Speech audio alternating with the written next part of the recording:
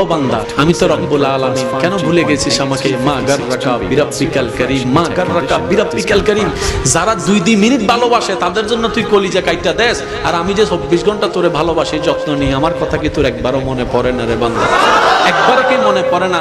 এই তুই ভুলে যাবি ব্যস্ততার ভিতরে, সেজন্য আমি সিস্টেম করে দিয়েছি অন্তত 5 ওয়াক্তে 5 বার মুয়াজ্জিনে যেন আজান দেয়। এই আজান শুনে যেন আমার কথাটা তুই একবার মনে হয়। সেই মুয়াজ্জিনে যদি ডাইরেক্ট হাইয়া আলাস সালাহ বলতো, তোর মনে হয়তো কোনো ঘাবড়াহট আসতো না, আকর্ষণ লাগতো না, তুই ভুলে যেতে পারোস আমার নাম। তুই যেন জাহান্নামে না যাস, সেজন্য আমি আল্লাহু আকবার দিয়ে আজান শুরু করেছি, যেন তুই বুঝতে পারোস মুয়াজ্জিন আমার পক্ষ থেকে তোকে ডাকতেছে। সুবহানাল্লাহ।